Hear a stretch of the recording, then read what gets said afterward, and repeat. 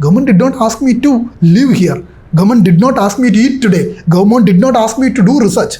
Government did not decide the topic what I researched. Now they'll come for all this. Basically, you should not think. Just you forward whatever WhatsApp University says or be the propaganda machines of the ruling party.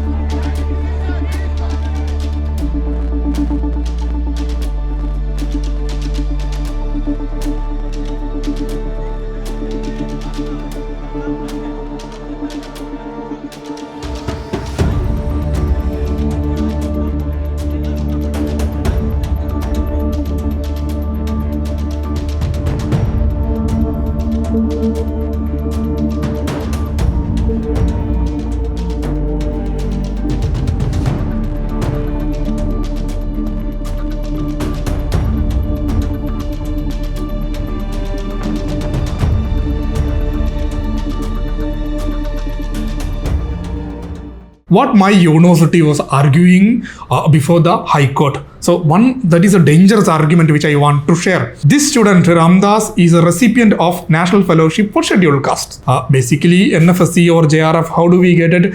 Through our performance in the UGC NET examination. It is not from the BJP's office that charity is given. The question comes here, what their argument was that while being a recipient of this particular fellowship, this student attended a program which had a slogan, Save India, Reject BJP. One more sentence in their pamphlet, one of the program which I attended, this is the 100th anniversary of RSS. Hence, Sangh Parivar may escalate their attacks against minorities, progressive sections, student movement, and other democratic institutions. These sentences were there in the program. A recipient of NFSC fellowship has attended this.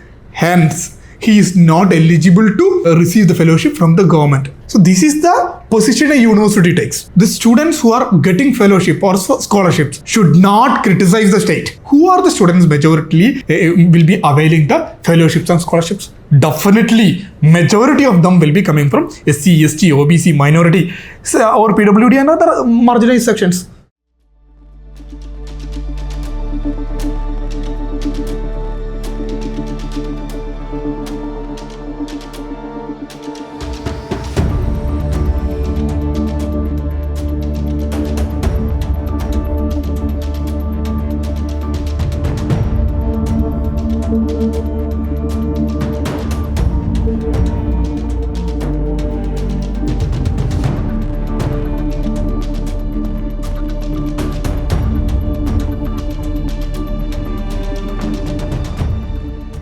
Demanding education for all is not an anti-national activity, but it is in the very core interest of the nation. That is how I see it. What you're saying that there is a protesting outside parliament, which is actually incorrect. There was a public gathering has happened in at the Jantar Mantar. Name of the march or the gathering was Parliament March. That is how it was announced. More than 5,000 students has attended it. I am not alone. Secondly, there was no illegal activity, there was no criminal activity, nothing has happened. Everything was in the public domain. And even if it is those kind of things, Delhi police can take action. They did not. They have been asked on what capacity. I explained my capacity to attend. I am a citizen of this country. I am an individual. I am also the Central Executive Committee member of the Students' Federation of India. I am one of the members of this. In that capacity, as well as I was a member of a PSF also. So these capacities I can attend. That is my right. Hence I attended. Nowhere we have explained that we are representing TSS. I don't want to represent the current administration also. That is also on the record. It should be going.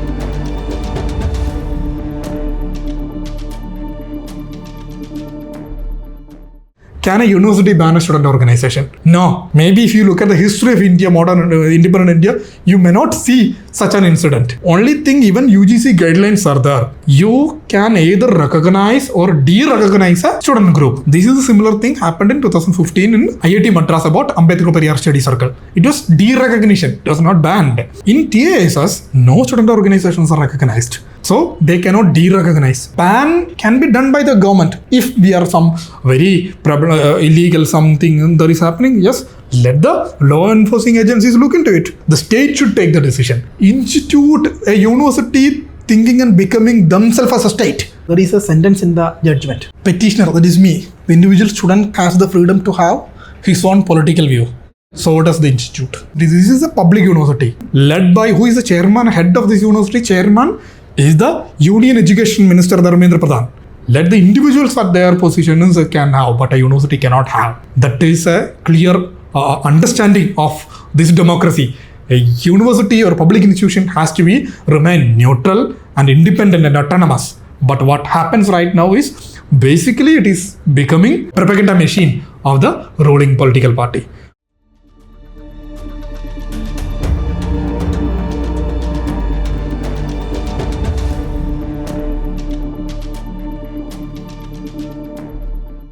Higher Education Institute, especially Social Science Institute, has to be the center of that place, has to be critical thinking and debates, which this is known for, which is why I have joined it again. Why critical thinking is important for this nation. The nation is built on these thoughts. Because people had different opinions, because people had debates, due to which we had scholars, due to which those scholars' contributions, this nation is built on, all your policies, all this nation development is happening through that. See, basically student movement institutionally it is being attacked, targeted and suppressed like anything. We are going through a kind of an emergency time, national emergency time. It is not a easy run, free walk that the student movement is getting. And Jamia Millia Mein, it is also a similar incident where restriction on student movement or even student participation, student programs or all those things comes. Students questions that those students are suspended, as well as universities are going further one step ahead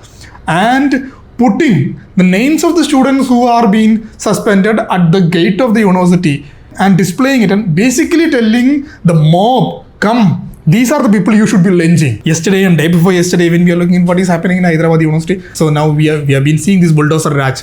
Now that bulldozer is coming to the universities in India. Student movement is treated like a national threat. Is it? That is a different question.